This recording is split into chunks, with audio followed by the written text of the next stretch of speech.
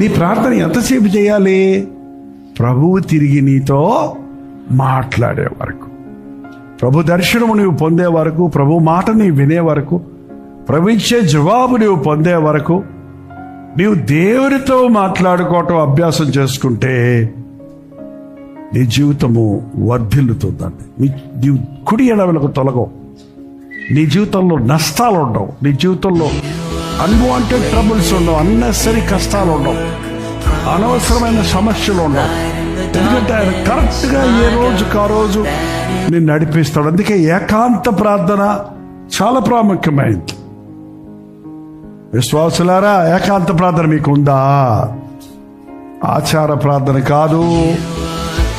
అమ్మ కొరకు, నాన్న కొరకు, అమ్మ నాన్న కొరకు, తల్లిదండ్రులు చెప్పారనో, పాస్టర్ గారు అడుగుతారనో కాదు.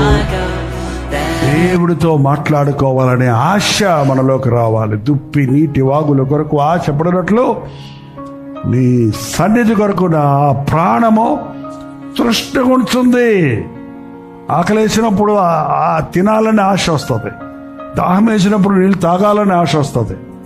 మనసు బాగోనప్పుడు, ఒక ఎంప్టీనెస్ ఉన్నప్పుడు, శూన్యంగా గుండె ఉన్నప్పుడు ప్రార్థించుకోవాలని ఆశ రావాలండి.